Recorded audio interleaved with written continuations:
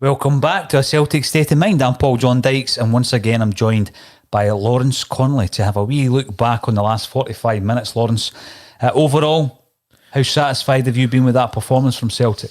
Slow start. Yeah, a couple of good goals from us. Good to see Taylor, with another assist. Always shown for the ball. Big Aya, as we spoke before. Kick-off, he broke. He drove through, 4 Livy players went in. They didn't know what to do when he steps forward. He's created the room, the ball, all of a sudden the ball's at a J. He's passed on to McGregor, who's got 3-4 yards to line up a shot, bang. So, great. The referee, though, what is the new rule? If it hits your hand or arm in the penalty box, it's meant to be a penalty. Yeah. But we don't get ours. But definitely hit his arm. But he couldn't wait to give it against Big Chris. No hesitation. And I think we'll jump in and out of the comments that are coming in via Facebook. Hard watch this, lads. Every time I get a comment like that, Lawrence, I'm not sure if they're talking about the broadcast or the game. But obviously, it's almost mirroring Wednesday night in terms of you're losing the goal, going a goal down, clawing it back to 2-1, and you're hoping for a better reaction in the second half than we've seen on Wednesday night. Let's look at the positives in there. Big Aya again. Causing problems, breaking. Cal Mack, he's doing it. He's everywhere, isn't he? McGregor's been the best player on the park. I think Cham's starting to show more and take a bit of responsibility. Not always picking the right ball and making the right runs, but I think we're starting to see him taking a wee bit more responsibilities and trying to make things happen. Ryan Christie, we know it's all about shots, but he's looking good. Ajeti getting more minutes under his belt. We're 2-1 up. We're sitting top of the league. Are we second goal difference just now? Are we second as it stands just now? We need another goal to go top, don't we? Well, I think we'll get another goal. When you're looking at the flashpoints, we've got Jamie Mack coming through on YouTube. 2 clear decisions made, both correct. Aya has been very slack.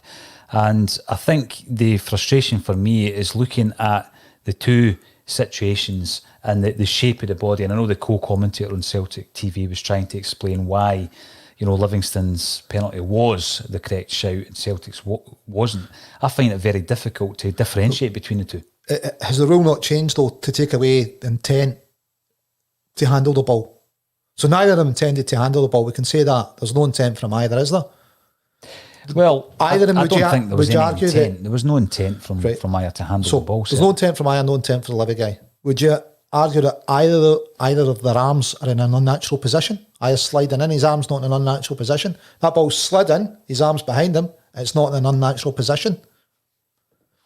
What is it that makes one the penalty and the other not? When you're looking at that first half and that particular that passage of play there with the Christie penalty straight up the park, Livingston get it. And I think after that, though, what you've got someone like Callum McGregor who just takes control, and you've seen him throughout the first half taking control of the situation. Yep. He's been without doubt for me the best player in the Celtic jersey.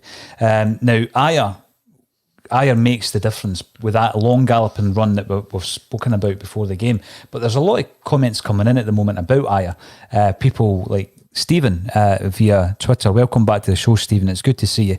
Who reckons we should take 10 million for him?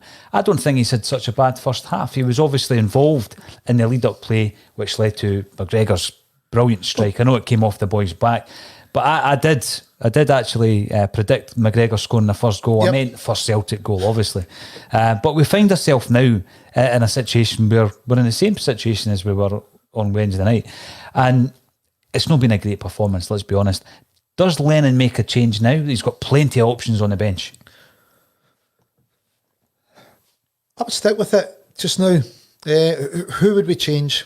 I don't think anybody's having a particularly bad game. I would stick with it. I think that this team's got more goals in them. Maybe give them another 15 minutes. Big Aya, I don't think can do anything but giving away that penalty. And he's created the first one. I think once we get a chance to watch it back, there's 4 Livy players going. We don't know what to do. Mm-hmm. It just creates so much room for us. He's created the opportunity. Just be that kind of stride in a 10 yards. Bang. Let's put Livy in disarray. So I don't think he's created a goal. What do we want from a centre half? He's created a goal. Another goal was created. What we now hear is the first assist and second assist, the secondary assist. Obviously, McGregor plays in Taylor. It's a good ball inside, and Christie finishes well. So Taylor has also got an assist under his belt. He's getting a wee bit of stick on the comments that's coming in. How do you think Taylor performed in the first half? Taylor gets a lot of the ball. Yeah, I think everybody can say, he's. We've had better left backs than Taylor, but he always shows for it. Gets a lot of the ball. He's got another assist. So what's that? A goal and 3 assists or 4 assists this season. He's got a couple in the opening day, didn't he? He's not been world class, but I think he's given a decent account of himself. I thought he played okay, to be fair. And we've gone back to the point previously, we were talking to Stevie Mullen about it, the fact that Taylor is so used to playing a defensive role with Kilmarnock under Stevie Clark, and now he finds himself primarily up the front, the final third of the field, and he's playing offensively. I think he's still adapting to that. There was an interesting stat around the minutes he's played against the actual assists that he's created, and it was very impressive. I think he's doing all right. I also think Frimpong on the right hand side, there's your dilemma there, right? You've got the two guys going down the right and the left. Taylor seems to be getting a bit of stick. No stick for Frimpong. Taylor's created a goal. Who's having a better game here? So there's that perception as well of performance, isn't there? Definitely. I think sometimes we give the Scottish boys a bit of a harder time as well. But Taylor's created a goal, as you say. Frimpong hasn't. But we seem to be going down the left more. Mm-hmm. Whether that's because other teams are more comfortable about letting us go down the left. They don't, cover up as much on that side. I don't know, but I'm happy with Taylor's performance. If he creates another one in the second half, if he adds another assist, but this way, if he has a second half like I had at first, then we get another assist out of him. Mm-hmm. Yeah. Now, obviously, we might be playing with 2 up front when we're attacking. I think you can see the shape changing and Christie being far up the field. But do we go into the second half with 2 strikers, Lawrence? Because I think Ayeti's working hard. A few things have come off, but he's not been in the game a great deal, has he? I think that's the first change you're going to make. I don't know if we make it half time or give them 10, 15 minutes and then make the change. I think Eddie Cameron's going to give it. If we bring a striker on, I think it's going to be Eddie. And I think it's who drops for him, isn't it? It's who do we take off? Mm-hmm. It's Christie or Cham. Neither of the two of them have had a bad game, certainly. Christie's scored a goal. He's been in and about it. Cham's looked really composed. Like you say, he's comfortable now. We were watching him quite closely in that first half, Lawrence. And he seems to, because he's getting a few games now, do you bring Scott Brown off? Well, if you get a goal up, another goal in the first 10 minutes or so, I'd say, bring Brown off. Mm-hmm. It'd be the opportunity to bring him off, but not for Edward. I would be then saying Turnbull. But if we're bringing Eddie on, I would think it's got to be Christie or Cham coming off. I agree with the comments coming in. Leave Ayeti on, but partner up. Up with another striker. The striker of my choice would obviously be Eddie, because I think that's your partnership, isn't it? Edouard and Ayeti. I'd like to see Ayeti getting a full game, but play with 2 strikers up there. And obviously, maybe it's favouritism. It would be nice to see a bit of Rogic on the park. Turnbull, because he's an exciting young talent. We've waited a long time for him in a Celtic jersey, haven't we? And he waited a long time for the move as well. But maybe we need to wait until we're more comfortable. But again, I don't want it to be a stuffy second half performance like it was in Paisley. Yeah, I think you've got 10 minutes and say to the boys, look, go and get us another goal. If they haven't, Lenny will be in there challenging whatever team talk he's given. He's going to be saying, look, you need to up the game a bit. We want another goal out of this. If we get the other goal, I suppose I'm saying making the changes, whether or not we get it. So if we get another goal, you can afford to rest Brown. If we don't get it, get Eddie on the park. You've got your 2 up front. I'd probably take Christie off and leave Cham on. I quite liked Cham the way he's been covering up. He's been passing men on when they've been in an attack. That's the change that's going to happen for me. A double change if we've got the other goal. If we've got the other goal, is get Eddie and Turnbull in at one time. And then it's Brown and Christie off.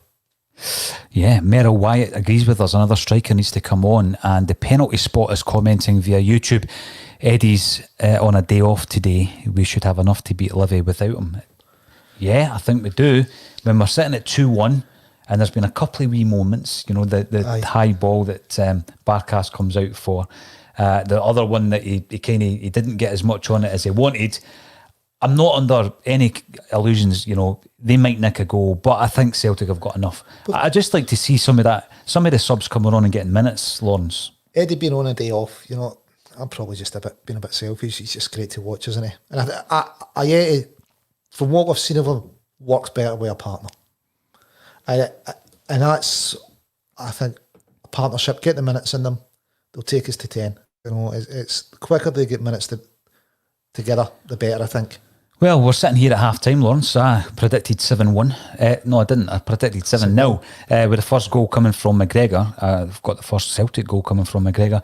I'm going to change that. I'm going to go 4-1. What about you in the second half? Well, I'm not going to stick with the 2-0. You know, that's gone. I'm going to go, I think 4-1's a fair shout now. I think we'll power on and get another couple. I hope so. Now, thanks to everybody who's joined us on Twitter, Facebook and also on YouTube. If you haven't done so already, get yourself subscribed on YouTube. We've got loads of plans for a Celtic state of mind as we go forward. And if you're interested in getting involved as part of the broadcast or as part of the team, get in touch with me. You can contact me on Twitter, Facebook or YouTube. And although I've got quite a few messages to get back to, I definitely will get back to you. So get in touch anytime you want. I'm obviously looking forward to the second half, and Lawrence will be joining me at full time for our analysis. Hopefully it'll be after another couple of goals for Celtic. All that's left for me to say is thank you all for joining us, and thank you to Lawrence for joining me on A Celtic State of Mind.